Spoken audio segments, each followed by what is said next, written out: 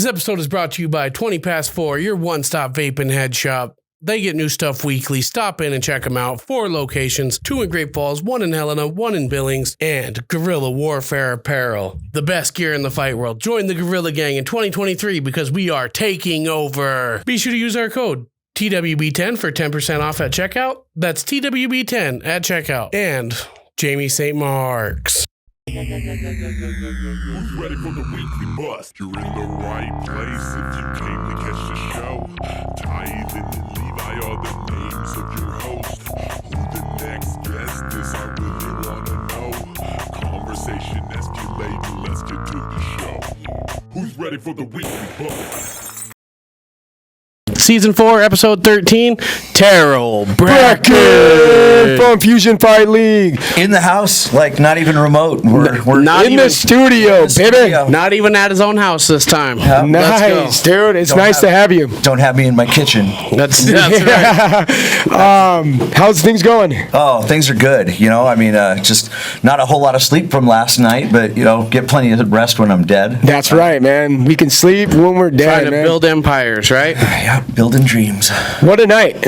What a night. Yeah, I'm pretty pleased with it. You know, it turned out really well. It was a rough show coming together, which some of them are. Some of them come together super smooth, and some of them are a little bumpy on the grind. But a little controversy here and there. Oh yeah, lots of controversy, and yeah, sure, we can talk about all that. But, yeah, absolutely. Yeah. I think we can safely say we silenced all the haters last night because that was those were good. The fights were incredible. Mm-hmm. Yeah. They were incredible.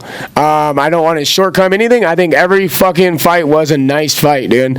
There wasn't a fight that was boring, and you know, and sometimes MMA has they have a background of, you know, sometimes it can just be wrestling and grappling and people hate it and it goes boring, or you can get a show like last night where even in the grappling and all that was awesome. Yeah, absolutely, and you know that's universal for any fight card, any show, any promotion. You know, UFC fights. Look at how often every once in a while there's a night of fights that are just subpar, and you 286. Yeah, 286 was subpar in my eyes. and you can't necessarily tell by what's on paper.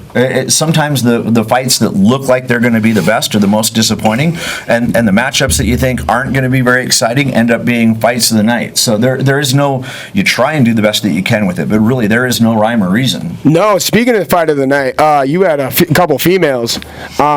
If you remind me of their names. Jalissa Mendez and Stephanie DiGiulio. Yeah. There you go. Fantastic bout, man. Yeah, well They were getting down. So women's fights are my favorite. The female fights are generally always my favorite. They're generally always fight of the night. And the reason why is because, you know, women are tenacious. They don't have a quit button. No. They go and go and go. They're very strategic, and they swing for the fences. Speaking of strategic, both those ladies had hands, man. They're just not throwing to throw. They were throwing with intention and precision. Yeah, they were both bloody. That was a good. It was an awesome fight, man. It really was. It could have went either way, and yeah, it was incredible. You know, you look at those two fighters. First of all, Jalissa Mendez, she comes from a family of killers. Her brothers are dogs. They are warriors, and so there's that. And then Stephanie DiGiulio, obviously we know where she's training. Yep. And you know, the thing that I think is cool about that a lot of people don't understand is Stephanie is 47 years old. Holy. Yeah, she's 47 years old. And fights like a 20-year-old? Yep, and she's getting down. She was fighting a 20-year-old last night. Yeah, that's crazy, man. And I heard... what a difference. How many years apart is that? I mean, that's a fucking grip, dude. That's insane. Yeah. And I heard she only started training a few years ago. Yeah. True? Yeah. She's only a couple of years now. So that's cool. That's dope, dude. Yeah, she's that moves her record to 3-3, but her losses, every loss that she's had, have been exciting killer fights. So Do you have any comments coming up, Levi? Not yet. Anybody comment if you want. Anybody that's in the live, be sure to drop comments so we know you're there. And if you have any questions or concerns or comments or anything, don't be shy. We're gonna post them live, baby. Or comments. Yeah. Word of warning, I'm unfiltered today, so you don't know what's going to come out of my mouth. There's that post-fight energy. that let off from having an event, and especially a stressful one coming together. So my give a fuck button. No, hell no, man. We encourage you. That's what we like at the bus. So be as raw as you are, man, because that's how we are. Yep. First and foremost, you had superstars, legitimate superstars in the building last night. How was that? And and what was it like to throw a show with such a star presence? And I also want to compliment them. They didn't distract anyone from the fights. Actually, they were quite private. Just hung out mostly by some concessions. It seemed like what I mean. Got the pictures in the back, so it wasn't distracting from the fight. Yeah, they didn't want to take away from the show, and you got to figure that they get overrun everywhere they go. Yeah. So it's kind of nice to come in and just be themselves and not have to worry. And I mean, they're from here. Everybody knows them. For the most part. So they get to relax a little bit, and I appreciate that about them. They were really awesome. They were super complimentary and great to work with. Very accommodating. They were really nice. Yeah, absolutely. For those who don't know who we're talking about Mr. Tim Welch and Sean O'Malley. They dropped by last night and they made appearances. They did meet and greets and some autographing for kids and all that fun shit. It was really cool. And then they came and did their job and walked out with Tommy. Yeah. Yep. So and Tommy McMillan had a fucking fantastic night. He did as well. He had a first round knockout, and it happened super fucking fast. It was all explosive from the very beginning. Yeah. So let's back up a little bit. Those guys, Tim and Sean, they brought 3 fighters, and all three of their fighters, all 3 won, right? MMA Lab. Yep. They showed out. Their team came and executed their jobs. Yep. And that's one of the things that I love about this show. So first of all, let's talk about the quality of matchups on the card. I feel like all of the fights across the board were competitive. I'm just going to put it out there. The main event fight, we knew that one wasn't our favorite matchup going in. I was really hoping for a little bit more out of that fight because I knew who he was training with. I knew, training with Dewey Cooper, and but he was put in a really good camp, and I expected to see a better version of him. But let's face it, I think pretty much anybody that steps across the cage from Tommy right now, I think that's going to going to have a handful, man. Yeah, I think it's going to be a pretty similar result with just about anybody who's brave enough to step in the fight with Tommy. He's been doing it. He's been exceeding expectations when he fought Shane Victor and some of the people that he's fought in our cage before as an amateur. He took tough amateur fights, and he's not afraid to fight anybody. So when we started doing that matchup, Tommy was literally willing to fight anybody we could put in front of him. We just weren't able to come up with anybody in a reasonable amount of time. Now, we're going to do several more fights with Tommy moving forward, and we do have some tough fights. That's a hell of an announcement for people who don't know. I mean, so he got a multi-deal fight with Fusion, so... And he was thinking it might have been his last fight in Great Falls, or No, he'll be back in Great Falls. His goal is what Tommy's goal is he wants to get 4 or 5 wins. He wants to fight for he wants to get a title, and then he wants to hit another weight class. He wants to be a dual title holder in Fusion for our organization. Oh, wow. And then he wants to go to Contender Series or straight to the UFC, and he will. There's no doubt about it. He's a man on the mission. I got a few moments with him last night, and he was quite. I mean, we had our controversy as well with Tommy going into this fucking night, and he ended up being really polite and reaching out privately, and we settled the waters there. And then last night we had a few words, and he was a respectful dude, man, and he was I'm gonna say he echoing what you said right now. He's going for belts and he's going for wins, and he's a man on a mission, dude, to be fair, and I think his mission is legitimate. He trains hard. He trains consistently. He's in a gym full of killers, and I mean, but he's Montana tough. Let's not forget what produced the foundation of that fighter. He's a 3-time state champion wrestler out of Great Falls. I mean, he comes from good stock. His dad's a pro fighter. Had a very successful fight career with Joe McMillan. That guy was nothing to mess with. Even now, people should think twice about messing with Joe McMillan now, because that guy, I mean, he was just a tough guy. So good stock then, and that usually really helps with fighters along in their longevity if they have a strong stockhold to come from, because once shit gets crazy, like with fame and everything starts to turn up, people get weird, man. Yeah. So it's good to have that good head on your shoulders and having someone experienced in that world, but that has your fucking back. Well, he has all the right players in his corner. He does, and that's one of the things too. So we had Tommy out here a year ago, and we had extenuating circumstances. It didn't go well, but he was out here a little bit more on his own, and having that calming presence. Can you imagine what it would be like to have Tim Welch and all of the experience that he has? Oh man, in all fairness to every coach out there, Tim Welch in my eyes is probably the best coach, and this is best MMA coach out there, and that's because you look at his resume and you hear the legends like Sonnen talk about him. Sonnen said, dude, that guy would come in as a student on when you drop in on other gyms and shit, come in as a student, and then all of a sudden all the coaches are listening to Tim. Yeah, what does that fucking tell you?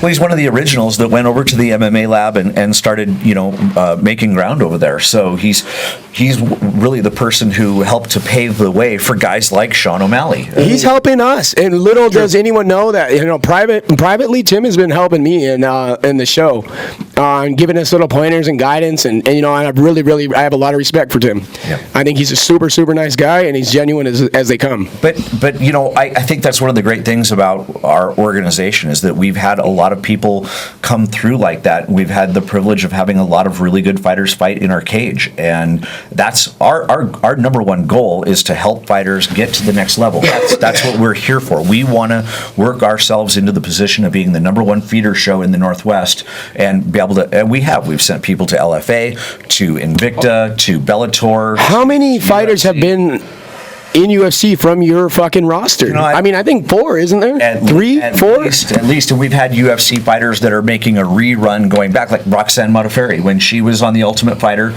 she was doing really well. Then she had a couple of losses, and they said, you need to get a couple of wins, and you're back in. She came here, she fought, and got herself right back into another season of The Ultimate Fighter, and then finished out her career with the UFC. Speaking of Ultimate Fighter and Contender and stuff, do you think Marnik's going to get another shot?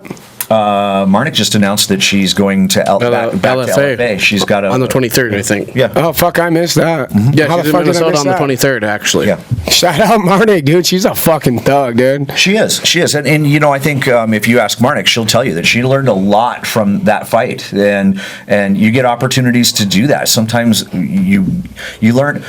If you haven't ever had a loss, can you really say that you've been tested and learned everything that you can learn? Right. We learn more from our losses than we do our wins, hands down. And 2022 was the year of left head kicks, to be honest. Fuck yeah, man. No shit, dude. It just so happened, Speaking of that, man, 286 was a fucking shitty fucking show. Overall, I hated it yesterday's show. It was boring. We were at So the halftime fucking sports boring, bar, and dude. it was just, I don't know. I was watching more of that. Shout out halftime. That Arkansas and Kansas game. Or was it Arkansas? Yeah, Razorbacks versus Kansas. Yeah, me That too. fucking game I was was good. watching more basketball than I did the UFC show. That's how fucking boring the show was. It was a midday fight start. And maybe at that's what it noon was. It was an and shit, atmospheric fucking environment or something. It's just like, maybe I'm not ready people for are trying- fights at fucking 12 a.m. People are trying to go to the halftime to fucking gamble, eat food. You know what I mean? We're trying to get loud for the fights, and we're like the only table watching it.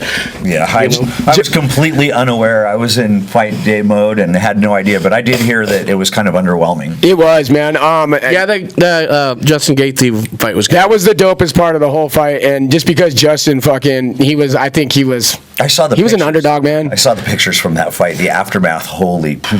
Yeah, buddy was split. Yeah. Wesley Kill Eagle says, "Good, great show last night, Fusion." Wes came out. It was good to see you. I saw Wes last night. I appreciated seeing him there. Wes is doing a great job, working hard to be putting on more fights and provide more opportunities for fighters. He's a great guy, man. We're building a really good relationship with them, and want to continue to do that. Just working together to help build each other up. That's really, industry-wide, that's what we need to be doing. It's too Absolutely small, it's not mainstream enough, and everything that everybody can do to work together. Yeah, there's always going to be competitive banter. Yes, that's part of I love that you said it like that. Competitive banter, man. I fucking like that a lot, man. Well, so I'll throw this out there. One of the things that I've been working on in the background, because it's been needed, we are putting together for Fusion Fight League a code of conduct policy, and it's going to cover our employees. It's going to cover our fighters that are any fighter that's contracted to fight for us. It's going to fall under a code of conduct. We're going to spell it out. It's going to be pretty straightforward. And fighters are going to go at each other a little bit, but there are certain things that are off limits that we're not going to tolerate because it's not what we stand for. So it's just making it clear, making it a policy, and then enforcing it across. I was just going to say, is it include fines or maybe suspensions or It will be the first time somebody does something that's in violation of the policy, they'll get a cease and desist. And if another incident takes place, I will pull them from the card. I don't care if they've sold 2 tables or 200 tables. I will pull them from the card because this should help clean up a lot of mess then, dude. Yeah, I think that's a great move. Personally, I think it's great to have competitive banter. We're a media outlet. We like to cause a little shit ourselves. But we understand that ultimately this is people's lives and these are people's monies and businesses on the fucking line, and some of that shit gets so out of line that people lose sight of actually what's important. There are so many moving pieces and parts to what we do, and it's hard because there are so many things happening at one time, and like a lot of times something will happen, and when in the past I'd be super reactionary and maybe on it like that, now I've learned to stop, hit the pause button, gather all of the information. It's amazing to me how many people want to throw an opinion out there that have half the facts. They'll get one side of the story. They won't get the other side of the story. And I learned being a cop that you cannot do that. That's what makes the difference between a good cop and a shitty cop. Facts. A good cop is one who's going to get all of the information, gather all, and let that make the decision of who's getting arrested and who's not. Whereas somebody who comes in with an automatic preconceived notion of what's going to happen, that does not serve anybody well. So I guess that's one thing that I would throw out there to people is that, if you're an armchair quarterback out there or you think you know what's going on, make sure, gather all the information, talk to both sides. If you haven't had a conversation with both sides of it, you don't have a right to be throwing your 2 cents out there. Fair enough. Yeah. Fair enough. I think the code of conduct and shit is going to fly super well for you. I think it's going to go overall in the future. It's going to help a lot of your advancements for fighters because it's going to clean up a fucking already nice promotion. I've said it before and I said it before again, and I'm going to continue to say I liked Fusion and I still do like Fusion. Any of the bullshit that was online was, like fucking people throwing opinions around. You know what I mean? Yeah. Or assumptions. Assumptions. What does assumption mean? It makes an ass out of you and me. You know what I mean? And that's what happens a lot of the times. So, and there's a perfect example because in the past, I would have jumped right on that and been like, burning up my fingers. And instead I was like, pause, don't, and what did I do? I reached out directly. You were awesome about it, man. So awesome about it. I'm not going to be reactionary like that. I would rather respond instead of react. And again, I get all the information and say what my feelings are, learn what your guys' feelings are, and figure it out how to move forward in a constructive way. It's way too easy to sit back and throw rocks with half the information. And it's easy to spiral, man. Yeah. I don't have any respect for somebody who does that they just want to throw rocks with having none of the information. It's not called for. Right.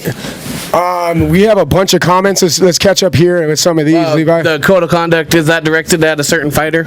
Or is it just happened enough where it's just time to do it? No, it's too many incidences across the board. And one of the things that I've always strived. So one of the things that pisses me off is I get stuck in the middle of people saying, like, I get it from both sides. Like, this side thinks I'm favoring this person, and this side thinks I'm favoring this person, and they're both chewing my ass at the same time simultaneously. And I'm like, well, my goal is I want to treat everybody fairly. I want to treat everybody the same. And for the people that I have let down and given a little bit of special treatment to, those are the people that stab me in the back the hardest. And so it's everybody, for us to be a good promotion, we have to be fair and non-biased. We can't take sides. We can't take favoritism. We're not going to favor the hometown fighters. We're not going to favor the extreme couture fighters. When stuff happens, we look at it, we recognize the problem, we learn from it, and we grow and move forward. We institute new policies, we make changes, and we put in safeguards, and sometimes things don't go exactly, so you readjust and fix it and move forward. That's where my heart is. I want to treat fighters as if how I would want to be treated if I was fighting. Because again, I have fought. Yes. I have coached fighters. I've had a gym. I've now ran a promotion. I've done everything except manage fighters. And I try and look at it from everybody's point of view. And if we can't be unbiased and treat everybody fairly, then we can't continue to be a promotion. We just can't.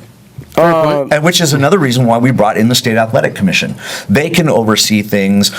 We had a situation happen with weights last night on one of our on weigh-ins on Friday with one of our bouts. We had a situation with weights, and that is why we bring in the State Athletic Commission. And Wyoming has been awesome. They are very good. They're flexible enough to work with us, but they do not let us cross any boundaries. That's good, man. I didn't know that Wyoming was I didn't know anything about the commission actually being here. Yeah, every show that we do now is sanctioned. Every Fusion Fight League show is sanctioned through the Wyoming State Athletic Commission. Will Tenaccio was the commissioner last night, and he just does a great job. Nick Meeker. Rumor has it Montana is currently, I know a few different people that are currently in the process of trying to get Montana commissioned straight out of the process. I heard it's a fucking mess, though. Yeah, okay, so I'll weigh in on that. I've got some pretty strong opinions about that. That has come and gone for that keeps getting brought up periodically, and if it ever happens, it happens.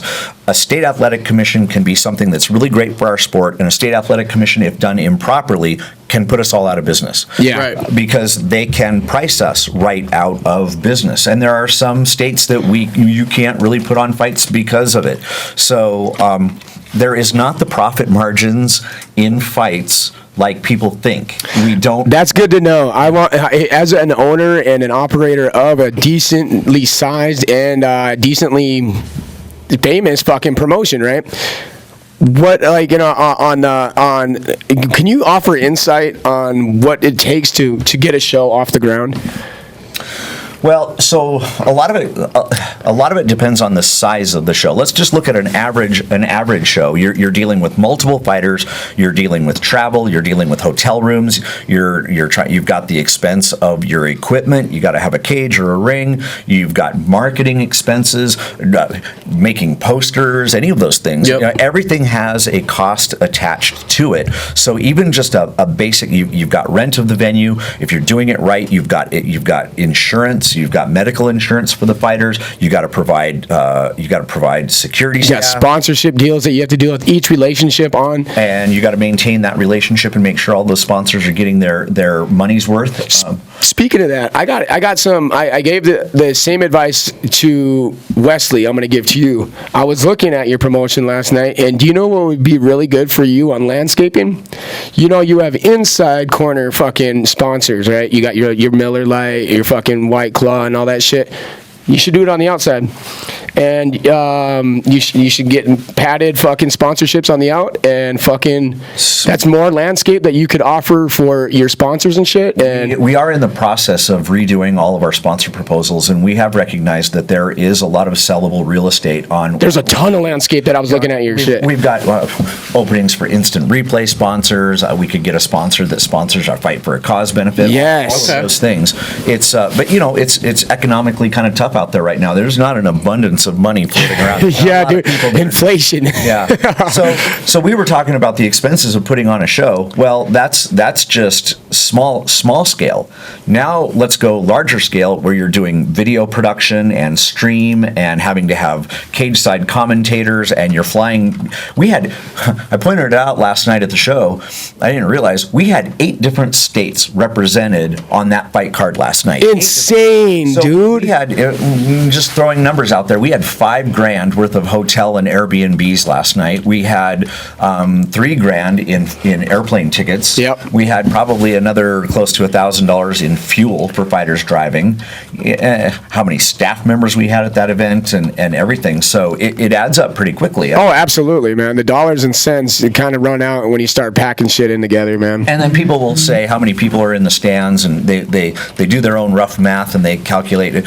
So we're working on the final numbers for the show last night, but the one number that I've come up with that's I know is pretty close is about 450 people in the stands last night. About 450 people. Now I'm looking up at it, and I would have thought there was 600. Easy. That doesn't seem right to me. Yeah. So we sold 200 tickets online. We sold 209. They were stopping people from coming in. That's how fucking. That's how packed. So people that don't understand, we weren't in the normal fucking Four Seasons arena. We had a bunch of shit going on in Great Falls. It was just there's a gun show and an art show. Crazy fucking weekend for Great Falls. Well, we show up and we're like, I don't know, we're pretty early into the show, and we noticed people at the door were like, yeah, you can't come in, dude. We're so full right now. So the show had its controversy, but sold the fuck out, dude. Like, it was packed, and it was loud as fuck. Like, that venue. That place was roaring. Being in a different venue than we're used to, it was so fucking loud. That was one thing I knew, and I said it before the event. I said, the energy feel in this place is going to be over the top. Oh, it was, too. And Great Falls is that kind of a crowd anyway. So, Great Falls has a notorious fucking reputation for fight crowds. Absolutely. Yeah, it was legit standing room only. I was one of them. I was like right where the fighters walked out. Yeah, people were standing. That's how fucking packed it was. I was like, what are you doing way up here? I'm like, I'm just chilling. Yeah. I was like, just looking for Weekly Bus t-shirts. Shout out to Randy.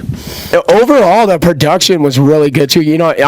Obviously you didn't get to use all your shit because of the venue that it was at. I mean, it definitely had a different feel of what you could do and what you had to restrict from doing because of the venue size. But it still looked fucking incredible, dude. Yeah, we basically cut our production budget.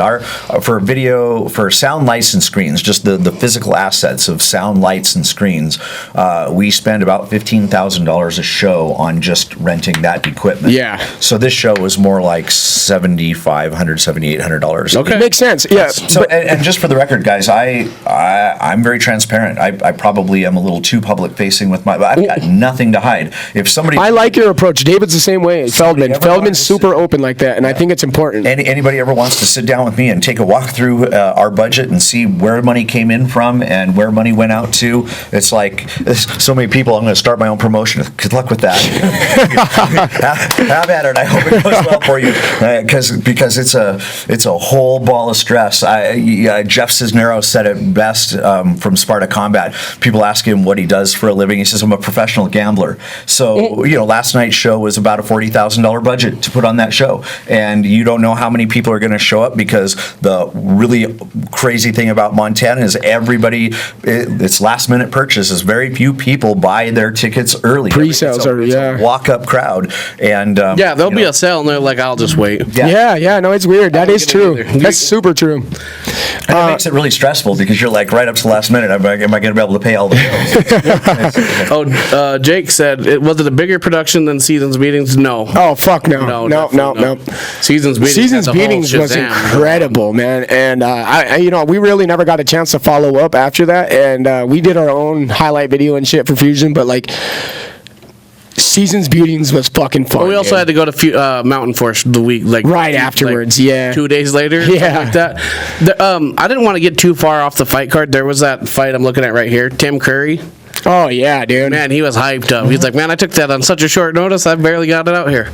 Tim Curry was a dog too, man. Mm-hmm. Yes, and he Yeah, that was a great fight, and Tim, he did fight really well. We'll be excited to have him back anytime. Oh, he's excited to be back. Yeah, and he's going to get plugged in with some. He wants to work his ground a lot more. I spent some time talking to him last night at the after party. Yeah, he's like, I'm a wrestler, but I was letting these things go. He wants to work his jiu-jitsu more. I pointed him to a really good Brazilian jiu-jitsu school, in Idaho, so he can in Boise, so he'll get hooked up. Is that where he's from? Is Idaho then? Yeah, Boise. Yeah. Yep. And look at the level of fighter that he fought because Jay, there's one of Tim's fighters. Jay Cruel Jack was a monster. We knew he was going to be. So, I think that was what a good fight to kick off the night. Yeah, he was. We got a moment with him at the after party, and I'm gonna have to watch it. I missed it. I wasn't there till about 5. So we questioned him for a little bit, and he's really excited about advancing his fighting. He said he took about a 3-year break, and then he took this fight 2 days or some shit notice.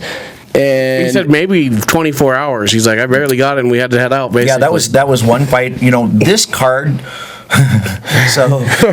So usually it's the amateur fights that are falling apart and we're re-putting them together. One of the biggest heartbreaks that we go through, especially the matchmakers, is we will start we'll get our fight card put together initially, and it is a thing of art. It's a work of art. It's beautiful, and then you just sit back and watch fighters fall off and watch and sometimes every once in a while it ends up being a better fight put together, but sometimes not. Sometimes the people that are stepping up last minute and filling in, they're behind the curve already. So this fight was different. We only had the one amateur fight that dropped out. All of our other amateur fights held with no problem. That's badass. But it was the pro card. We had injuries. We had a broken foot. We had so many different things happen, and our pro fights shifted around and changed shape so many times that it was. And people don't understand what that's like, having to deal with the stress of that is probably fucking. Because I'm a panicker, so when shit like that happens, I was like, oh my god, I couldn't even imagine the stress. Yeah, it really is. I mean, it's because it's your reputation that's on the line. Yes, and if you can't get it solid, how are you going to sell tickets if it looks like it's being moved so much? But it didn't matter. It didn't matter. People showed up, and the show ended up being amazing. It's probably one of my favorite shows that I've watched live coming from MMA, dude. And I'm not a big MMA guy. I like boxing more. I like bare knuckle more. But MMA, to me... I like Seasons Beatings a lot. I like Seasons Beatings. That was fun, too, yeah. But last night's card, it wasn't necessarily the overall. I loved the environment it was last night. It was a really cool environment, man. So last time I was on the podcast, it was pointed out to me that I was pretty low key, and I don't want to be that guy. I don't want to be cocky. I don't want to be more boisterous. They say I don't know. It's not my personality, but today is different. I'm gonna call it for what it is, because sometimes I don't feel like we give ourselves enough credit. And Fusion Fight League has been bringing it fight card wise. Our cards. When is the last time we had a fight card that sucked? I said it on a video that I made on a Facebook Live that I made here last week. When is the last time that people showed up to a disappointing card? Fusion has leveled up every fucking moment. Yeah, every fucking time. Going back to Ryan Hall being our matchmaker. Let's go back and look at. Shout out Ryan. Yeah. Shout out Ryan, dog. I really like Ryan a lot. Go back and look at the Rising Stars tournament that we did. Look at that. That took place over an entire year. Look at the quality of that. Is that the Jessica Borga? Or no? Who was?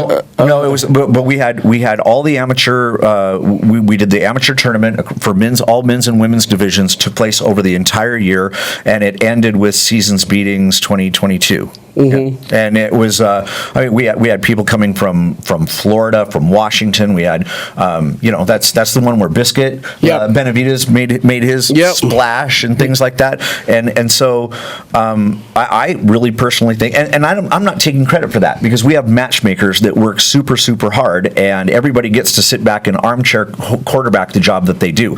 And this is what I pointed out the other day on our Fusion page. You cannot look at a fight on paper and think that you know whether that's going to be a good fight or not. You've got to go watch footage. You've got to really look at who that person fought. Okay, maybe that person has a 1-3 record, but who were their 3 losses against? Right. And what was the quality of those 3 fights? Because those 3 fights might have been bangers. That it's so. And I think so. There was people that were going to be critical of the Amari Sangsabah fight last night. Oh yeah, that fight was a war. That Fight was awesome, actually. And we knew that was going to be a good battle. I knew that people weren't giving that were not giving that enough credit. And it doesn't take anything away from Amari. Right. That was you can't say, well, that's a sign that Amari is. No, Amari leveled up so much from his first pro fight. A lot of people commented. Was his first fight season beating?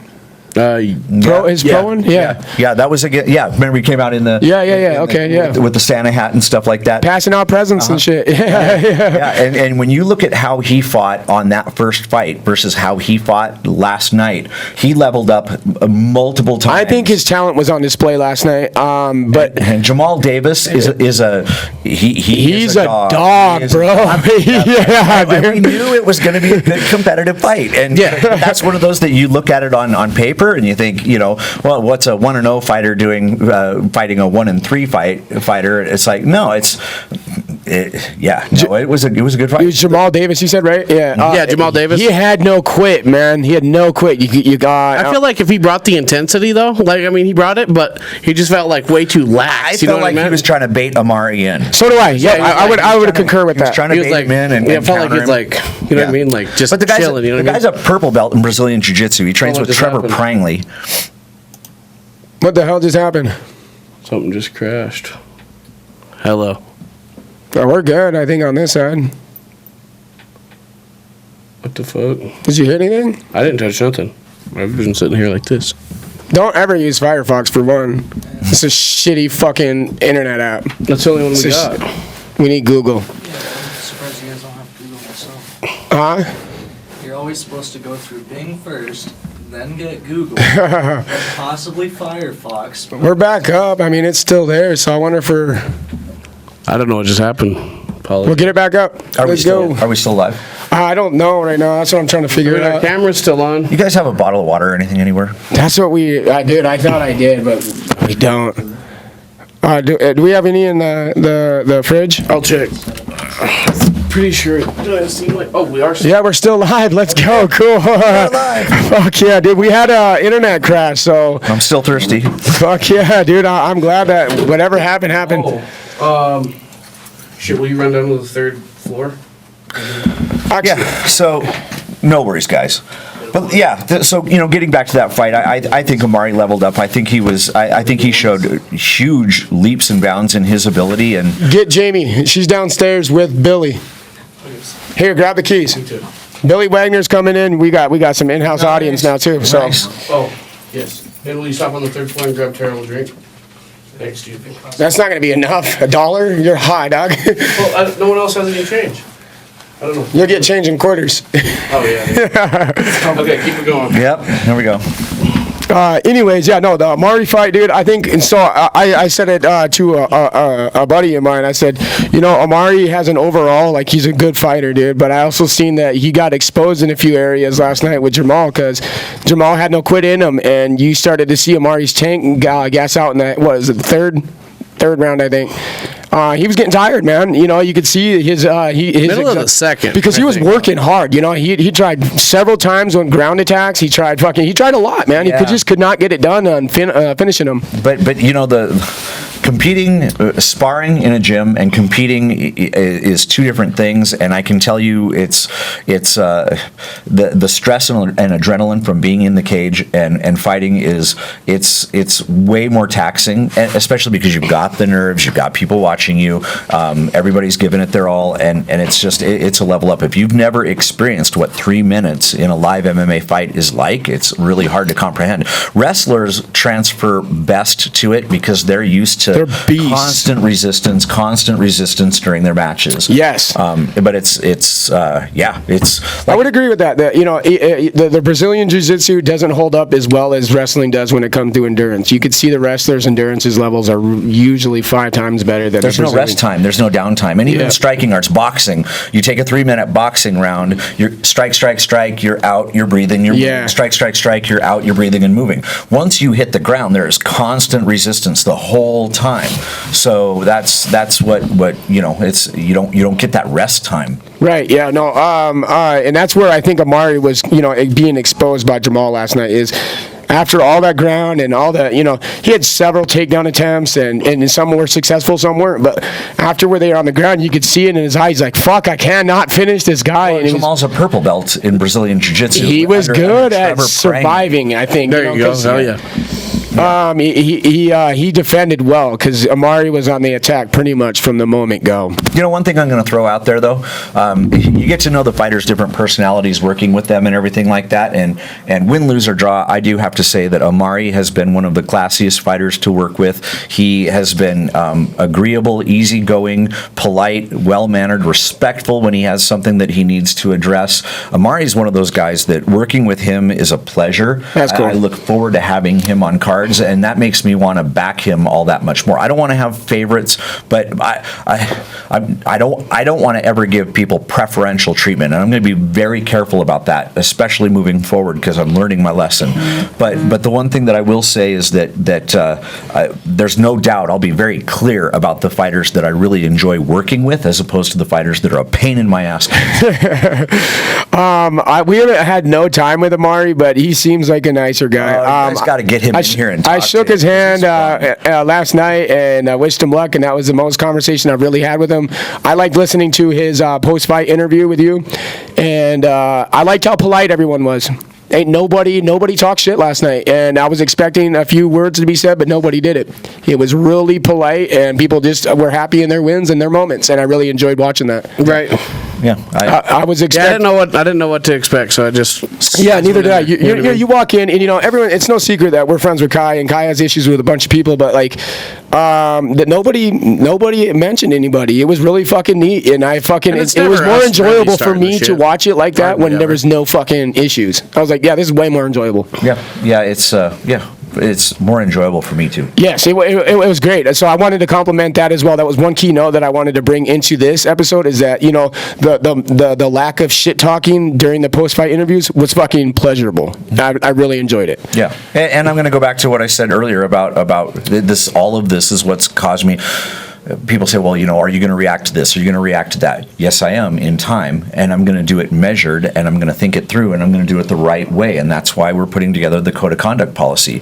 And again, competitive banter is fun. Encouraged. We like that. Yeah, we like that in MMA. That's part of what makes this fun. But there is things that go overboard, and I'll tell you, part of that with that policy is it's not just going to include what you say on social media or what you say in public. It's also going to be what you DM people. Anything that you put towards somebody, you make threats or you say something inappropriate to somebody through a DM, and that gets brought to us, and we can look at that. That's a representation. If you're contracted to fight for us on that card, you are a representation of our company, and it's just those are things that we can't tolerate. You don't want your brand attached to negative behaviors, and we get that a lot because we have some cleaning up that we like to do. Is we have a lot of changes that we're trying to do to clean up our image. We used to smoke weed and shit on the show a lot, and we cut that out just to clean some shit up. But we always wanted our show to be a family-friendly show. We want kids to be able to come because they're the next generation of fighters, and it's that's the reason why we have radio edit music. It's the reason why our ring girls dress appropriately. We do our fighter prayer in the cage. That is not just for fluff. That's good to know. I never really picked that up, I guess, but that's cool that you pointed it out. I only noticed the radio edit last night, and I was like, wait a second. I was like, oh, that's edited. All right, cool. And we tell the fighters in the fighter meeting, you get a chance to talk on the microphone, please don't swear. My son doesn't go to the fights. Matter of fact, I made it a house rule because he's such a fucking gamer that on fight nights he's not allowed to game anymore. He has to be part of the family and watch fights and shit. I brought him last night, and he fucking loved the show, man. Good. Yeah. Had an awesome fucking time. Yep. Yeah, and I don't expect anybody to be perfect. I swear. Yeah, yes, I'm very clear that I'm a Christian, but I'm not perfect, and nobody's going to be perfect. We are going to make mistakes. That's true. And when we make a mistake, I don't have any problem with somebody saying, "Hey, might want to take a look at something." Let us know about it and talk to us about it, and we'll come to a way to fix it and make it better. But do it respectfully. Yeah. Because I can tell you right now, I am shit full of people being disrespectful. I won't tolerate it. I won't put up with it. And I get to choose ultimately who fights on my show and who doesn't. 100%. That makes sense. Oh, and little Peyton was into every fight, cheered a little heart out last night. Shout out to little Peyton. Yep. Hey, and I got to throw a shout out for Wes. Wes is the only other organization that I know of that does fundraisers, and that's a big part of our show, our Fight for a Cause benefit, and he does his benefit. What was your fight for your cause last night? I missed it. Brian Capan. Yeah. Okay. He's got prostate cancer and has been really having a rough time. We raised $10,000 for him last night. Let's go, man. That's badass, man. Yeah, and so I got to say this too. I am not Fusion Fight League. I'm not Fusion Fight League. Fusion Fight League is made up of a whole lot of individuals, a lot of people who put in a lot of time, effort, and energy for very little. We don't make that much money right now. We're all putting in a lot of sweat equity trying to get this to go to the next level. Instead of lining our pockets, we put it into sound, lights, screens. That's us. Flights. That's stuff exactly like that. Our business model with the show. I got Ryan sitting over there across from us, hardest working guy in my company, setting up, sidekick number one, huh? He is an OG from the very beginning, and it's so when people say things about Fusion Fight League, they're not talking about me. They're talking about everybody in our organization. Here, you go, some water. Thank you. And we take this stuff seriously. It's a lot of people putting in a lot of effort. We've got Levi, who's been with us for a long time, that does our production and our marketing and things. A lot of people like that bust their asses to make a good show. And then for videos, I seen Paris Brad and Andy out there last night. Yeah. Andy Southton. What's that, Ryan? Who you saying? Don't forget about Chad, too. Oh, yeah, Chad Korb. Chad busting his tail doing all of the graphics that we have. Bryce Turcott. I mean, all of those guys. It just, there's for us to put on a show between our people and then the venue people, it's about 60 people that are working a show. You got a machine working now at this point. And Moxie was doing good announcing. She's killing it last night. She gets better and better every show. She works really hard, and it's hard to be a female announcer and break ground. And I'll tell you something. I think she's the first one I've ever seen. Yeah. We wanted to do something different. We wanted to, and so she's the first one. The reason why I have stuck with her is because of her work ethic, how hard she tries, and she is more critical of herself and how she does than anybody. That will make her better. Yeah. The time that she did a show, she had a rough show, and she said, I sounded like somebody choking a rabbit. But she's studying, she's doing voice lessons, she's doing all those things, and I really got to give her a shout out because she was here. She's had a death in the family. Her grandfather passed away, and she was at his, who she loved a lot, and that funeral was at 2:00. And then she was doing the show last night. That's professionalism. That's stepping up and doing your job. That's awesome. You wouldn't have known that she was in grieving. You know what I mean? Because she put on a smile. Yeah, and wore nice. She showed out for sure. Yeah. There's another fighter I want to talk about is Daniel Molina. What a beast, dude. He said he got the call on Monday and he was here. What he told me is he's like I came on short notice again. He's like, next time I just want a fair warning. he's had a few of those, but that is one of the things that we appreciate. But that's what I said. I was like, at least they know you'll show up and get down. You know what I mean? And he has a great attitude. He's great to work with, and that's why I don't think there should ever be any off. Champions are made in the off season. You have to train, be ready, because you never know when that phone is going to ring. So one of our cage side commentators, Justin Jane, he is a UFC fighter, and how he got his shot was, especially during COVID when everything was going crazy, Justin was available. He was always available to be a short notice fighter and step up on a moment's notice. when the UFC called, and that's why he got to where he was, and he makes such a great commentator for us because of it, because of his experience, and that's why we've ran with him again and again. So yeah, really super happy to have him and his experience, and he does a really good job interviewing the fighters. But yeah, so that's I guess getting back to the original point. Fighters should always be training. You should always be on your game. Always be ready. Are we still talking about Molina? Yeah, we're just talking about the short notice step up. He's a fucking dude. He's a heart, dude. You know what I mean? He's quick to jump on anything that is. I like people that's on the moment's go. He's ready. Yeah, he said, I get the call. I show up every time. So let's talk about this, because this is something that we were talking about earlier. It was a good point of conversation about how fighters have changed these days, and how the fight world has changed. So amateur records don't mean anything. They don't. That's where you get your experience. Once you go pro, there's so many fighters that are working so hard to pad their records. They want to have their first 4 or 5 fights be wins, and they're being so picky about who they fight because, hey, if I get 5 wins, I can be in Dana White's Contender Series. And I get it. You want to take smart fights because pro fights matter. So when you go pro, you absolutely do want to take smart fights, but it's at the same time, my respect is for the people that really paved the way, the Tim Welches, the Leo Berciers, the guys that stepped up and fought anybody, anywhere, anytime, any place. And dogs, bro. Those guys are dogs, bro. Those are the guys that and they were tough. They had that mentality. They had no fear, and it didn't hurt them at all. So if you want, and the thing that is craziest to me is that the fighters that are the pickiest about getting their matchups are the ones that are running their mouth the most about challenging other people's matchups. It's like that. No, I mean, if you're gonna talk about somebody else's matchup and not getting a good fight, then you better not be one of those people that's the hardest person to find fights for. You better be one of those people that has that attitude that I will fight anywhere, anytime, any place, like a Leo Bercier. That's unless you have that mentality when it comes to. Do you know what? It's almost a double-edged sword for your growth. I think because that you're now getting bigger into like a super large promotion now, right? Like you guys are you're across different states now. You guys are getting bigger. So when people think of fusion fight, and especially pros, I think they're just like you're saying, they're being so careful because they know that your promotion is actually a really good promotion and it has a lot of eyes on it.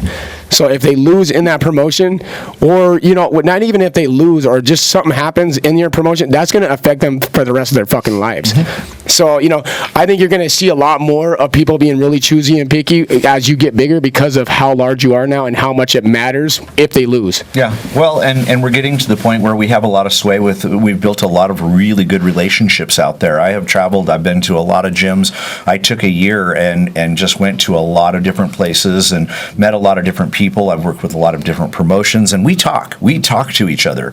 So when a promoter has a bad experience with someone and they let the other promotions know, hey, listen, this is what we dealt with. You might want to watch out. Are you still pretty tight with David? Yeah. Actually, I just talked to him last week and had a really good conversation with him, and we're looking forward to the next BKFC show. We'll be helping out with that, and BKFC has been so phenomenal to work with. I love. Oh, they're fucking family to us now, man. At this point, so much from them. They have been one of the biggest influential forces in how our show has grown, because that was one of the first things that I did. That's one of the first opportunities when I started a year and a half ago. When I went full time, one of the first trips that I took was to go out to Philadelphia and meet with all of the staff of BKFC and work to bring 100% awesome people, dude. I just sitting in their command center. That's the reason why I have an office. How is it, dude? I want to be there. I want to go to that studio, that little building they have there. Yeah, their podcast studio is really cool, and Nate Shook, he's the matchmaker. We love Nate, dude. He's cool as hell. He's a super brain. He's very old school he's got this monster whiteboard that goes from wall to wall, and every event, and then all of the matchups for that event written in dry erase. And then he'll write people in and take people out and move people over to here, and it's like a mad scientist. It's all old school on a dry erase board, and it's like like those boards that connect the murders. The future murders on. That's funny, dog. Yeah, that's what caused us to go out and get an office, and that's actually how I'm setting up our office too. We're doing our dry erase boards are going to be black, and and it's right with colored pens. That's badass. Color code everything, and it's going to be right there where we can see it and organize it, because we're just trying to get more organized and do a better job. The growing pains. Nobody wrote a book on how to do this. No, I think that's important that motherfuckers need to understand, is that every single person involved in all this fight culture, we are now, Montana is playing catch up. So we're just now learning all of this shit. You know what I mean? And it's not that we haven't been involved for the last 30, 40 years.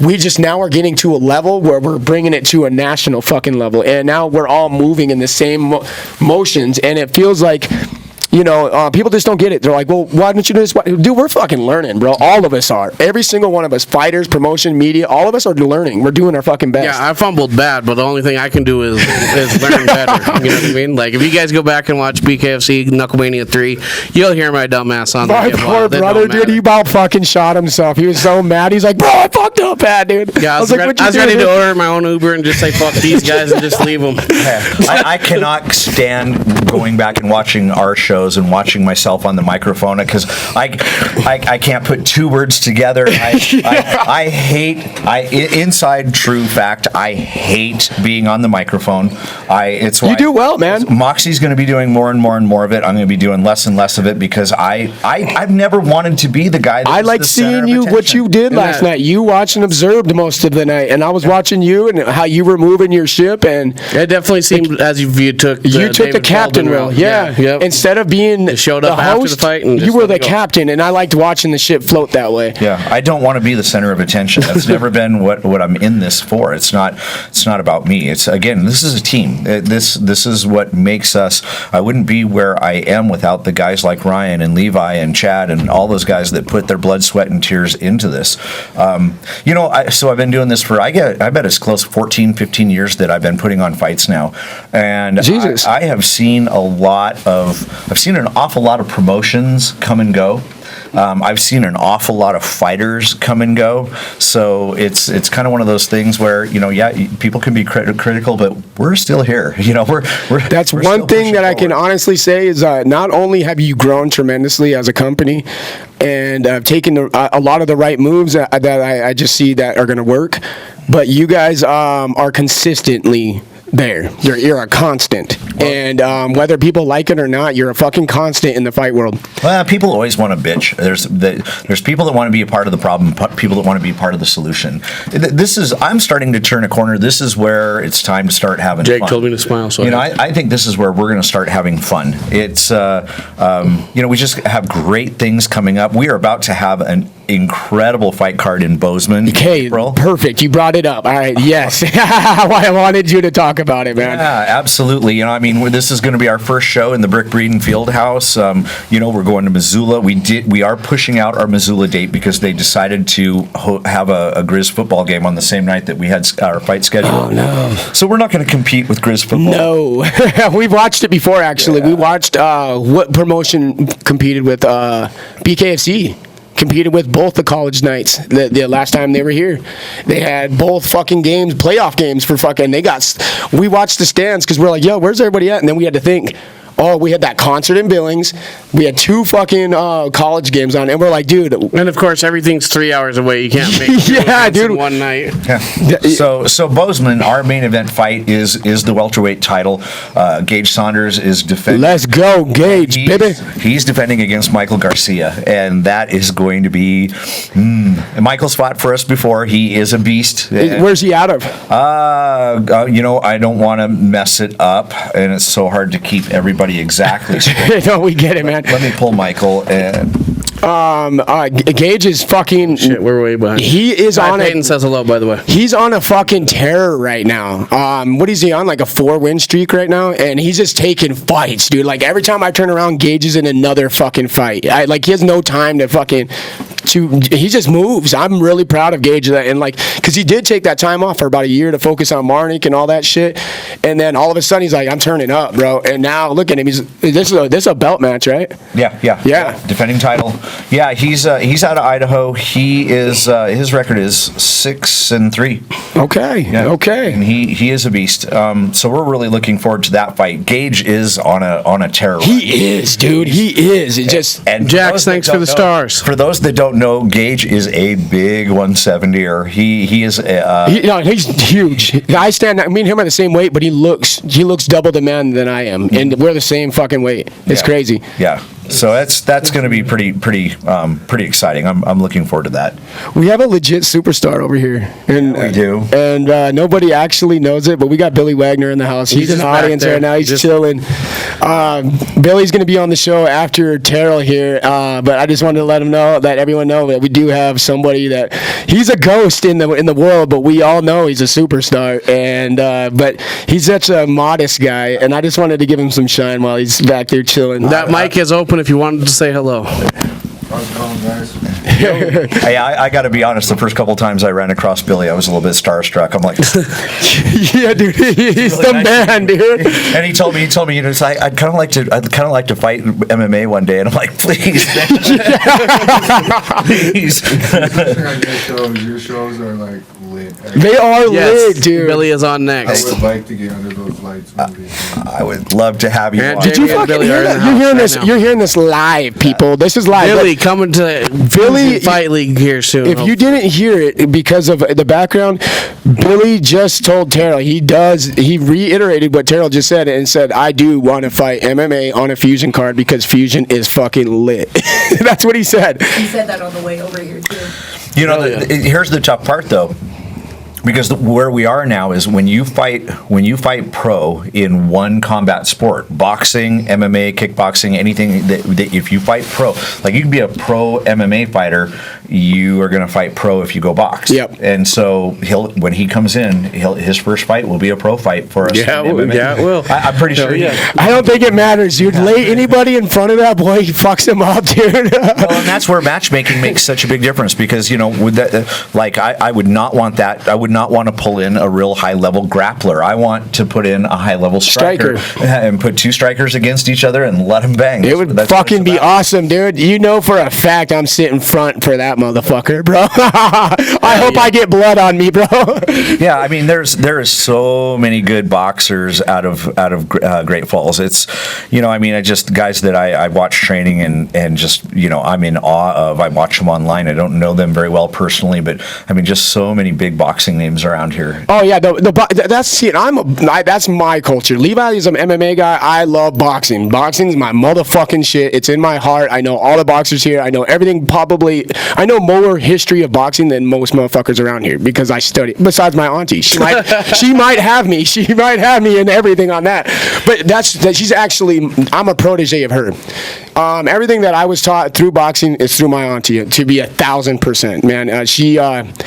My dad was boxers. I grew up around boxers. I have both of my dads, my stepdad and my biological father, are Golden Glove boxers. It's in my blood. I love it. All my art, but watching the whole fight world come together. Montana. 3 dads that were boxers. Montana right now is such a fight, deep culture between MMA, boxing, and now bare knuckle. Yeah, that's what it's fucking insane. How great is it that now these guys get an opportunity to show their talent, showcase their skills on the bare knuckle format? Yes, dude. And BKFC's grown so huge that literally when they outsold UFC in Albuquerque, that tells you the stamp that they're doing right now. And people who don't understand that, Albuquerque is a motherfucking UFC city. You see him wearing the shirt? Example. He's wearing a Jackson Wink shirt. Jackson Wink is I wore Jackson Wink to the fights hat last night. It's one of the world's premier fucking clubs. Hat, but I found my warfare hat, so here we go. Kai Stewart, go ahead. Yeah, so Kai just jumped on here, and I wanted to showcase BKFC. We got a Kai fights for Fusion, or has in the past for Fusion for Terrill. And it sounds like there's going to be a massive fucking world title fight here in Great Falls. Do you have any thoughts or questions or comments or concerns or anything on that? No, I don't think that's my place to. I know what's going on there, but I don't think it's my place to talk about it. When Dave Feldman Sr. decides to make that announcement, that's everything's on the fence. Nothing's been set in stone. It's all rumor mill at this point, but it sounds like something's happening and it's coming here. Mm-hmm. Yeah. But it's like coffee and it's brewing. Yeah, exactly. Nothing's been set. We don't know actually any of the deets, but we hear it. We know we're in the media. We know a lot of that people don't know, and we hear the works, and it sounds like it's going to be a big fucking fight. Yeah, absolutely. I think it'll be a crowd pleaser. I think it gives the people what they want. It's a great opportunity for both of them that are fighting on the card, and get to silence things once and for all. It will be awesome to just witness it. You know what I mean? As a spectator and as a fan, as a fucking friend of one of them, and it's just gonna be fucking insane, dude. That will be madness. I don't want to take the shine away from Bozeman's card though. I somehow got detoured from that. You got a lineup, you said, and before the show actually got started, you actually said that you're like, it's gonna put this card to shame. Yeah, we got 4 pro fights that we are contracting right now, and just found out there's going to be a 5th, so we'll have 5 pro fights on that card. Holy shit! Hell yeah. And there's going to be. I will tell you that the amateur card's going to be really killer as well. Justin Harbison's going to be on that card, which I'm super stoked about. I love Brandon Brisboe is going to be on. Brandon's cool. Yeah, it's just really. So I'm told that so far that fight card is significantly better than even last night's fight card. And last night, I just keep saying it was so fucking good last night. It was so good. I went there and was just like, I always sit there as a critic. I'm a fucking critic. That's in my eyes, that's how I view things. And last night I had no complaints. Zero. I told Terrill on the phone this morning. I was like, dude, it was fucking awesome, dude. April 22nd, Bozeman, Montana. Yep. Nice. Right. Nice, dude. And where's that going to be at? Brick Breeden Fieldhouse, at the university. Cool, man. Shit, cool. nice. Our first time there, and then we are going to the Adams Center. We're going back to Boise, Idaho, the Fort Adams Idaho Center, nice. In Missoula? Yeah. Holy shit. We're working on Coeur d'Alene. We've just, and then we've got our sub promotion that we're doing now, Throwdown Challenger Series. So we're giving people an opportunity to do small venue amateur boxing, and I am currently working with Nate Shook right now. We're trying to finalize the details. Again, shout out Nate, man. You're a cool ass motherfucker, dude. Absolutely. So what we're working on right now is doing Toe the Line, which is I was just gonna ask that update too. Good job, man. All right, dude, you're good. You're good. You're really good, man. You're bringing the shit up that I wanted to touch on. Levi had it in the fucking low. He was loaded too with it. Yeah. I was like, I wanted the update on the Toe the Line. Yeah, we definitely wanted an update on that. Yeah, we're working hard on that. We're gonna start getting some of those shows on the schedule, and just it's all about giving fighters more opportunities. BKFC is going to come to Montana one time a year. Yep. And so, in the in-between time, we're giving guys a chance to get out there, new fighters a chance. And right now, there is some talk about a way to do amateur bare knuckle in a way that's safer for the fighters. And I don't know how much should be talked about right now, but it's a really cool idea that makes it so that guys can. Are you going to work with Wes by that, by chance? Since he does bare knuckle in some of his promotions? Well, and we can start adding bare knuckle to our promotion as well too. And where I really want to get going on is bare knuckle MMA and bare knuckle Muay Thai. See, that's Wes's. So that's what leads me into that statement, is that you guys going to work tightly together? We are going to support each other and help each other out. Cool. And that's, Wes has also made the decision that he's going to start bringing over the Wyoming State Athletic Commission and start sanctioning. He did say that in the comments. Yeah, he said shout out to Terrill because you seem to link him to that bridge there. So I got a question then. So you'll have like the BKFC tryouts Northwest? Would that be you then? Yeah. That's a fantastic question. That is a fantastic definitely question. Turn into that. We have talked about doing tryouts. So the states that we have talked about, now none of this is signed, but the states that we have talked about is for us doing Montana, Wyoming, and possibly Utah and Colorado. So we'd hopefully covering those states and then doing tryouts for everybody in that area, and just whatever we can do to help whatever we can do to help BKFC grow. That's we have a lot of love and respect for them. Awesome. Bring 'em- That's exciting shit, man. I think anybody that's in the fight world, not just fans, but anybody, like including, fighters, this is going to give you a fucking opportunity to level up fast in a way that, most Montana fighters in the last 20 years had to work their fucking ass off just to get that chance to have. This gives a bunch of opportunity away for free almost. It's nice. Yep. Just kind of adding to that energy and growing. That's what it's all about. Everybody working together to make this the best that we can. Is that an exclusive news drop that you dropped on the Weekly Bust about maybe possibly putting bare knuckle into your show? Yeah, it's probably the first that I've mentioned. Let's go, dog. Yeah, that's fucking So sick, dude. we're busting breaking news. And again, not just bare knuckle boxing, but we want to do bare knuckle Muay Thai and bare knuckle. That would be so MMA. fucking dope, Bare man. knuckle Muay Thai, that's fucking. Yep, and that's we've sick. discussed it with the commission. The commission will back us for doing bare knuckle on our events, and I won't do anything without the blessing of BKFC because I just want to respect. David's a fucking man, dude. David, I just want to, I'll reiterate, those guys have become like family to us. We reach out to them daily. They help us, guide us in more ways than nobody knows about. They're just fucking so amazing to the show and to us personally as friends. And shout out Nelson Lopez, especially. He's gotten really close to Levi, and he's helped us out in a lot of ways. And You'll be getting an interview in soon. We'll figure that out. Probably in the following week, Lopez will be coming on. Also, we have Gogo coming on. That was supposed to get done yesterday, but yesterday was just crazy. It was madness yesterday, man. Well, 286 started way too early. Fuck yeah, dude.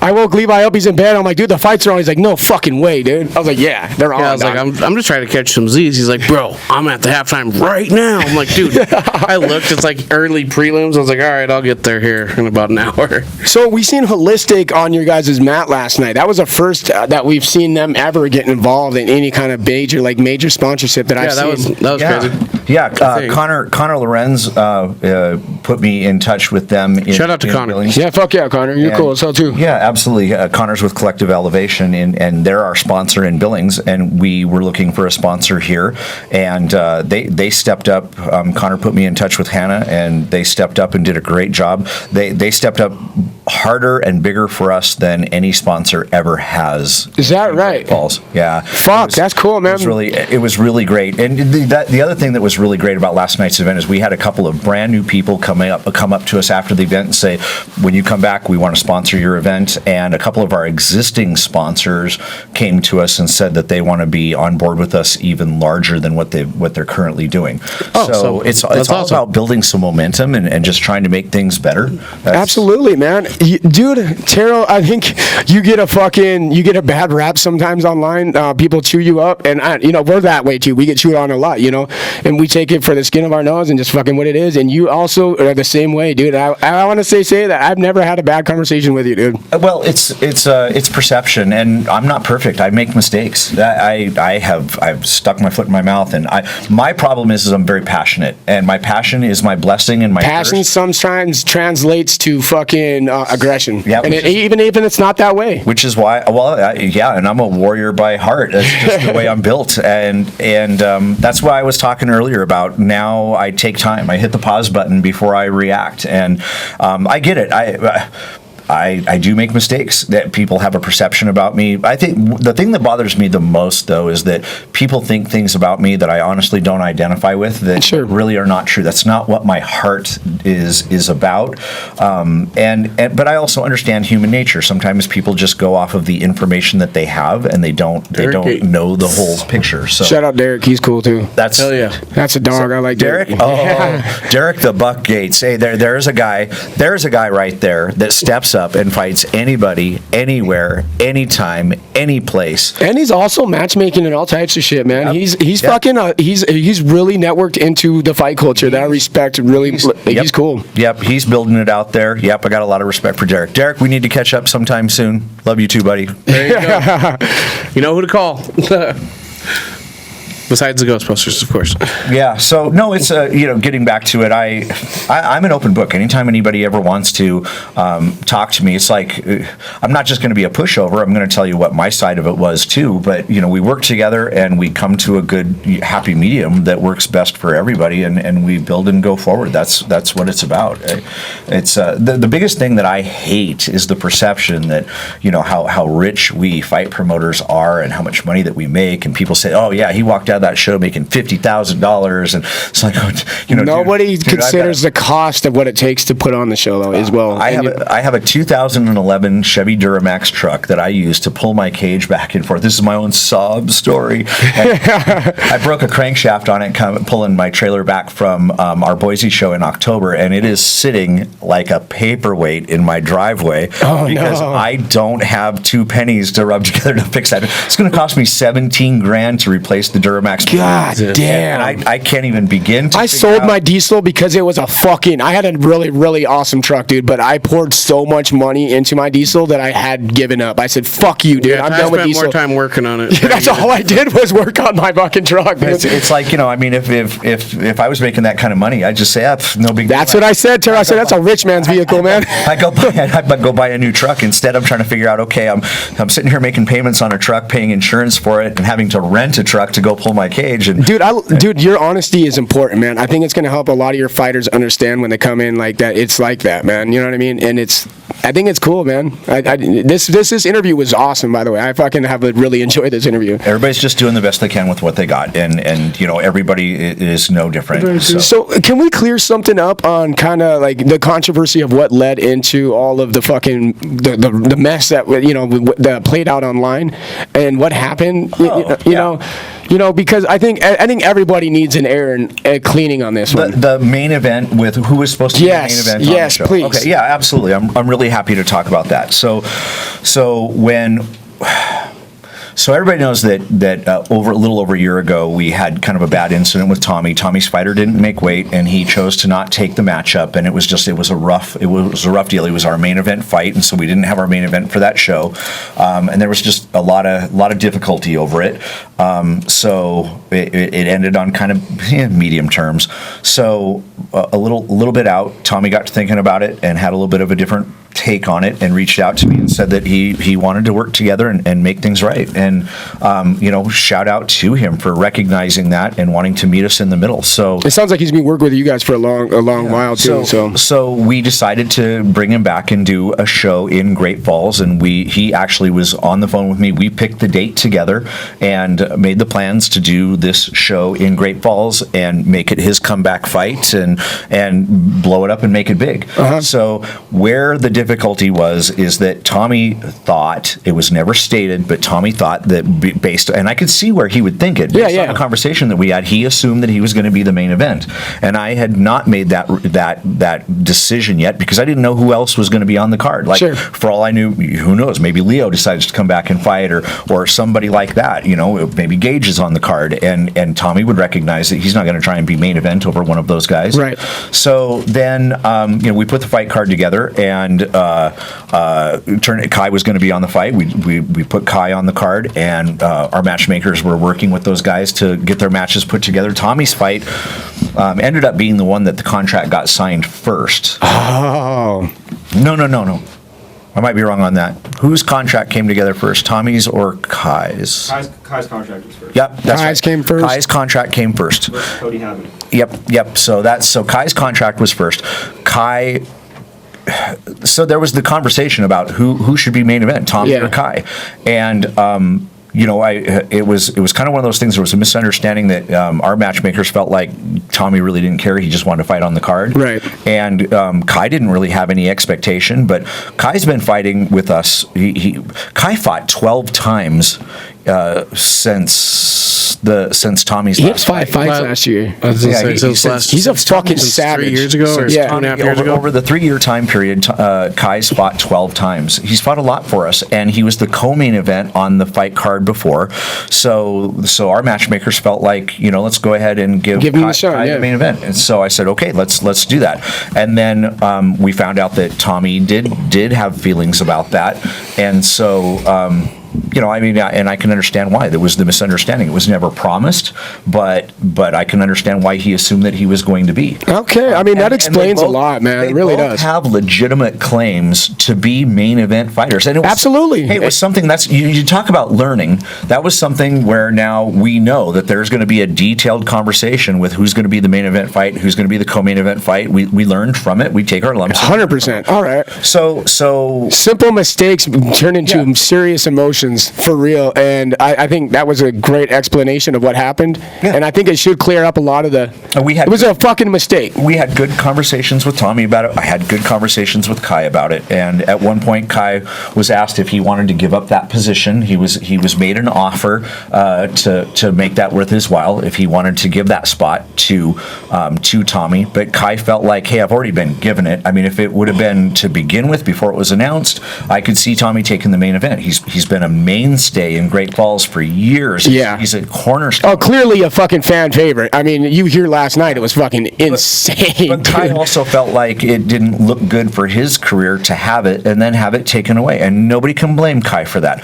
So he decided to retain it, and that was his right. And we told him we backed Between me, you, and Kai, I think I hope to God that you guys, we see you guys work together in the future. And that's my personal opinion. No one else's. That's my personal opinion. I hope that I'd like to see him back in a fusion cage at some point. Yeah, it just we'll see what shakes out. I hate to talk about definites and things like that. I think, but it was an unfortunate situation that happened, and there's error on our part. We made mistakes to create that situation, so we did our best to fix it, and we got to a point where everybody was in agreement and everybody was moving forward. But it did cause a lot of hostility back and forth between Tommy and Kai, which is being in the media. I love it, man, because I knew for a fact that controversy was gonna fucking sell the house out, man. Yeah, but for me, it's not all about the money, and because I had my own MMA school and I understand lineage and things like that.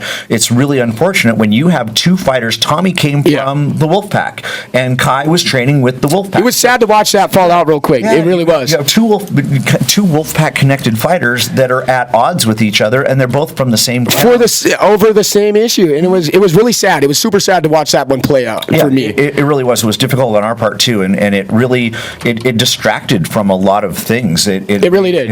Those are the kinds of things that make this not fun for me. It's because I don't enjoy that stuff, and it makes those are the things that make me say, do I really want to keep doing this? So it worked out the way that it worked out, and then Kai ended up dealing with it. Kai had an injury and wanted to get it checked out and made sure that it was okay. Kai decided to go ahead and step down from the card, and we supported that decision if that's what he. And you had a successful night. Everything worked out. In its own way, as God would have put it. It worked out. And Kai will have his opportunities moving forward, and everything works out the way that it's supposed to. So that's really the way that I feel about everything. And I great insight, man. My goal is I want to build fighters. I don't want to play favorites. But no matter what I do, I'm always going to get accused of something. I said it earlier, though. It's so funny because I get caught in the middle, and I get both sides. Do you know what David told me one time on this exact topic? He said it's okay to be the bad guy sometimes. Yeah, that was one of the best advice. I want to offer you advice going forward in your life. He's like, it's okay to be the bad guy sometimes. You would think, having been a cop before, that my skin would be a little bit thicker. And things didn't bother me being a cop. I never took things personally. People would say things to me being a cop. I never took stuff like that personal. But for some reason, when it's in this situation, when those things happen, it sticks with me. There was a night that I had woke up from a really, really bad nightmare over everything that was going on. And it was funny because I talked to Tommy that next morning, and Tommy had a nightmare that night too. Crazy. And it was like, it was it's in the air. When that shit goes on and it keeps you awake at night because you care and you're concerned about it, and you just want to try and figure it out the best that you can. I wish that I didn't care so much. I wish that people could say things and it wouldn't bother me. But you know what, guys? It's what makes your company good right now, though. I will tell you the truth, passion you have, don't ever dilute yourself, bro, because the passion you have for your company is what makes Fusion such a decent fucking promotion, man. I just can't keep everybody happy. You can't, trying to make everybody, and that's one of the things that I'm coming to terms with, is that I'm kind of turning a corner, because I feel like trying to keep everybody happy gets me in trouble. 100%. And then the other thing that I'm finding out is that my niceness is getting confused for weakness, and that shit is going to stop. I'm not going to take it. I'm not going to tolerate it. I don't have to. You wear a suit and tie, man. Yeah. You know what I mean? That doesn't tell you something. You know what I mean? When you wear a suit and tie, that's business, bro. There is the which came first, the chicken or the egg? Do fighters need promotions more, or do promotions need fighters more? And I think that is it's a symbiotic relationship. We are nothing without fighters, and fighters are nothing without the promotion. Yeah. It's but that's just the way it is. So I'm just going to keep doing what I do. And when somebody makes a statement to me, sends me a message, here's what happens with me mentally. I look at it and I go, okay, somebody's saying this. I look at it, I read it, and I go, okay, really, not just what you want to tell yourself, Terrill, but take a hard look at it. How much of that is true? And if you can identify something that's true, identify it and fix it, claim it, make apologies for it, and make it better. But if it's not you, if it's not your motivation, if it's not who you are, then let it go and move on. Do you know what makes your job so hard, man? Is egos. You know, egos are such a motherfucker. I've been on this topic for the past 3 or 4 months. I'm trying to become, and I'm also a work in progress myself, but like I'm trying to become egoless. It's a huge mission for me because I have a massive ego, and fucking it fucking puts me in a lot of places that sometimes is good, sometimes it's bad. Yeah. But I'm trying to be egoless. I want to apologize more. I want to be more open with everybody because I know that my ego is fucking the downfall of me ultimately. You know what I mean? Yeah. So, and I battle with it too. I battle with it too. There was a argument that I got into with a fighter that was a really good jiu-jitsu fighter, and he was being pretty disrespectful about things, and it was like the ego side of me wanted to say, you know what, you're really good at what you do, but you would, if it weren't for me, you would be doing Brazilian Jiu-Jitsu, but you would probably be doing it significantly differently. Yeah. Because we were the first school that I know of that brought, I said it before on the first podcast, we were the school that brought Brazilian Jiu-Jitsu to the state of Montana. Yeah, we I remember that. The Bering family. And I recall that as well. There were some people that were practicing in their garages and things like that, but to my knowledge, we had the first official Brazilian Jiu-Jitsu class. We brought Peter Iacovacci, a black belt, came here, lived here. We had Silvio and Flavio Bering, and I went over to Brazil, got my blue belt in Brazil. And gangster, dude. It was a really, really good experience. And so that's something that I take pride in, because I took a lot of shit from my instructor and from the traditional martial arts. That's what you said on the first pod. If anybody wants to, you can recall that on the first. He had a really good episode on the first pod as well. And it was hard. It was hard because I was the black sheep. But so when somebody, I always think that people should remember where they came from.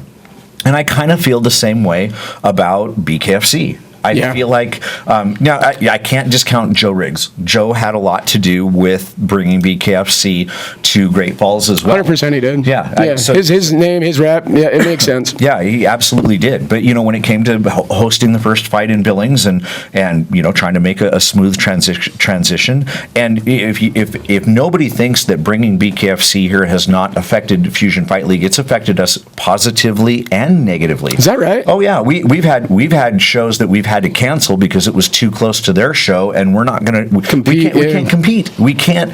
That makes sense. Bare knuckle fighting is the shiny new object on the block. It is, and it's fucking good too. It's a good product. As soon as you watch it live and you just hear mitts hit meat, man, it just changes. You hear it from everyone. As soon as they go to it, it's game over. They're like, "Holy shit, dude!" Yeah. So it has affected us. It is really bringing our competition to town. But we've also learned so much from them that it's dope that you made friends with your competition, because now you have that advantage that you are working really closely with partners. Yep. Yes. So some of these guys, I will say it, and this is my ego. This is a statement I should not make. This is my character flaw showing through. Would all these guys be fighting on BKFC if it were not for the Fusion team that worked hard to BKFC here? The answer is no. Well, they might be, but it might be not likely. Or in this timeline, it might have been a different timeline or different things like that. And and give credit where credit's due. One of the people, so Ryan Hall also he made the initial contact with he BKFC. is an Uber of fucking networking, dude. Dude, he's a connected hound, bro. He knows everyone and anyone, dude. That is a truth. Yeah, and then the one that poured the gas on that fire and said, "Let's go, let's do that," was Moxie. Really? When she picked up on the BKFC thing, she was like, "We want to do that. Let's go." So yeah, there was a lot of people that came together to make that happen, and I take pride in the fact that I was at least a part of that. So yeah, but it is what it is. I can't take full claim for it or anything like that. You definitely had your hand in it, bro, and I thank you do. because of you, because of Fusion, because of the fighters, because of the promotion, because of our auntie, several of the people that were around on a daily. The show wouldn't be shit. You know what I mean? It would still just be us being us. You know what I mean? I want Hooligans with mics is what I like to say. I want to say thank you to everybody that's come on our show. I want to say thank you to our sponsors. I want to thank you to the promotions that we should have worked the show last night, and unfortunately, due to hairy situations, we sat as spectators, and I really enjoyed it. But I wish I could have worked it as well. You know what I mean? I love working, dude. I love my job, and that's it's not work when you love it. You know what I mean? And that's what I love the bust about. And I have to say thank you. Yeah, hey, you guys. Thank you. You guys are really killing it. I mean, you're putting yourselves out there. You're traveling. You're meeting people. You're forging new ground. Yeah. There's nobody else in. We're this pioneering area. this. Yeah. There's nobody else in the area that's doing what you guys are doing. So hats off to you. I wouldn't have an opportunity to sit and tell people how I really feel about things if it weren't for you guys. And that's why I think we are a community coming together. I was going to say that. I want to if we can help Fusion or even if your podcast journey and you guys need to reach out to us, I want to be a source of help as well. Yeah. Personally, whether it's me through Levi or whether the show, I would like to stand by and say and offer our help to you guys as well. And vice versa. Anything that we can do to support you guys, I look forward to a great relationship moving forward. And yes. I will put it out there. Anybody who has good ideas for us on how we can improve and how we can do things better, as long as you bring it respectfully, I will gladly listen and work through whatever you've got, as long as you do it in a respectful way. Sure. If you do it disrespectfully, I got no time for you. That's fair. Fair point. Fair enough, man. I think Levi, go ahead. Well, I just wanted to shout out before we got too far off the Ryan Hall thing. He said that we should do a reiteration of how we even got here, so me and Ty are going to do that soon. Tight. All right, a full cool. episode of just telling us how the bust and how our raise up ever came. So just look forward to that. And I'm going to throw it out there. Ryan Hall did so many things for Fusion Fight League. He really took us. He's a up workaholic, man. He made so many really good connections. He built a great relationship with the fighters, and to this day, Ryan still calls me on a regular basis, and he's looking out for the organization. He's looking out for our best interest. He does it for me as well, man. He's just he's a source of thank you. When I need an opinion, when we started putting together our code of ethics, it was like I bounced that off of Ryan, and he gave me so many really good ideas. He is a third party out there that is he just wants to see everybody do better too. His motives are in the right space. He's a fucking, like I said, a uber of information too, man. Like he is because I've done some shit online where he's been like, take that down now, dog, because it's gonna save you some shit, dude. Yeah, he's got the marketing part down. He's smart, and I listen to him because he's never led me astray yet, and his information usually concurs. You know what I mean? He's thrown a wet blanket on me a time or two. Terrill, you might want to rethink that. It's like, maybe you're right. No, I really appreciate that, man, dude. I want to say shout out to our sponsors. Lay them out on us. Go, baby. We got Guerrilla Warfare Apparel, best gear in the fight world. Fuck see yeah! What it is, right here, right there. Oh, Kale's out here with the. We got 2 new shirts that just dropped on Friday. Our Montana TWB shirt. Check it out. We got hoodies. And hoodies, tinfoil apes. Check it out. That is so that's 1 and 1. TWB 10 at checkout. Save yourself 10% off. 20 past 4, your one-stop vape and head shop. 4 locations, 2 in Great Falls, 1 in Helena, 1 in Billings. Our Aunt Jamie St. Mark's finally in the house. She's coming up next. And Hudson's Trash Removal and the Halftime Sports Bar. Yep, you got him. You nailed him, bro. Right on, dude. And, I know. I'm really good at this. He is really good at this. He's not a rookie. And I want you to be able to shout out to anybody you had sponsors or anything that you want to shout out. Oh, where would I start? I don't want to leave anybody out. Halftime Sports Bar has come on board with us. Gusto Distributing has really been great for us. Lee at Reference Audio, Ray at Glass Doctor. I I just so many Holistic. Yeah, I was gonna say, holistic, you're- absolutely. Our brand new sponsor that, man, I'm gonna like do my best to make sure that they just such good people. You know, That's- yeah, I was chopping it up with them behind their you last energy night. Last night, weren't they awesome? They were hella just cool, so man, yeah. happy to be there. Hannah reached out to me this morning, shot me a message, and then they were really happy. Yeah, I mean, just great people all the way around. So Cowboys, Diana at Cowboys always stepping up and supporting us for our face-offs. And Yeah, no, I actually have a question concerning your face. Is there a particular reason why you use the Cowboys and not using like a Converse, a Or convention maybe in room? the same location as the venue, or you know what I mean? How that? Yeah, could go? Yeah, so we've really wanted to build up our face-offs and make a bigger production out of that. Yeah. But it's one of those things where she was there with us when few other people were, and that's her thing that she really likes. And so So it's a relationship I don't like wanna- thing. Yeah, it's Okay. I want to take that. I don't want to take. It was a that away question from that I've what had they like do. for a while. Actually, I'm like, I don't know why the fuck they do the face-offs there. Relationships are more important than money. You know, I mean, 100%. is there people out It's there not that what will you give us know, it's more who you money? know. Yeah, is there people out there that will give us more money to be in a place? Yeah, but relationships. I don't forget who got you where you are. Yes. And, Yes. and these are the people that stepped up and helped us to get where we are. Fair enough, man. That's yeah. cool. Yeah, we have a ton of fun there too. So I don't want to keep you no longer. I know you got to hit the road. Then we already kept you. yeah, long drive back to Billings. You gave us a fucking phenomenal show. I can't wait to have you back on again. I can't wait for Fusion to be back. And it looks like we're going to continue our relationship. So I can't wait to be sitting ringside next to you sometime soon. Yeah, you guys will be at the next show. Shout out to Richie as well. He's out here. Richie, yeah, Richie's a dog, man. Dude, he fucks with us tough, dude. I fuck with Richie, dude. I enjoyed talking to you guys about this satellite. So. Right? Well, yeah, and that's it, I Yeah, guess. no, this is the Weekly Bus. And thank you for coming on, bro. Thanks for having me. Peace we out, are everybody. the Weekly Bust. Hell yeah.